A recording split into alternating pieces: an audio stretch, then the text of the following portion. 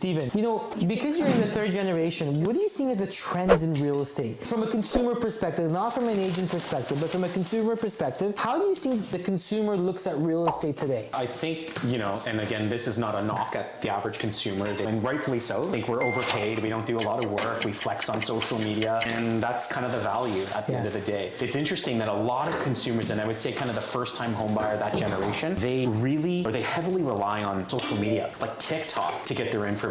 And so you have kind of the older generation of realtors that discredit that. They're like, what, TikTok? That's crazy. No, you got to go where your attention is. Like, if that's where the consumer is, then you got to absolutely get onto that platform to, like, you know, share your value, whatever your unique value proposition is. You got to meet the consumer where they're at, because the consumer's super savvy.